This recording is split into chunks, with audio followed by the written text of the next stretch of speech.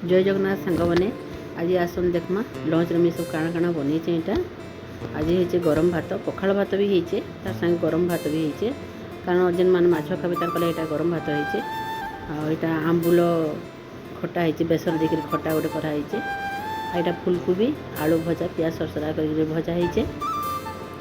आंबुल खटाटा मोर झील बहुत पसंद यहाँ फुलकोबी आलू भजा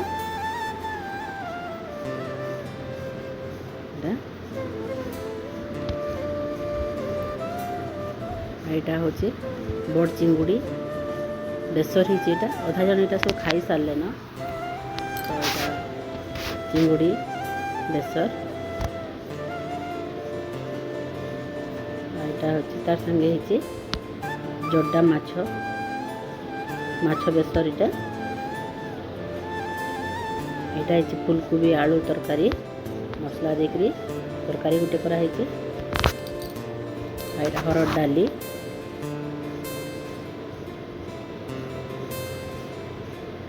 फुलकोबी तरकारी हरड़ डाली आज आइटम बहुत होगला कहाँ कि अधा जन नॉनवेज खाए अधा जन साधा खाए तो समस्त पसंद के रखिक कला बेल के बहुत आइटम होगला यहाँ है भाजी शाग बैगण माखन देकर कर भाजी शाग आज लगी तो इतकी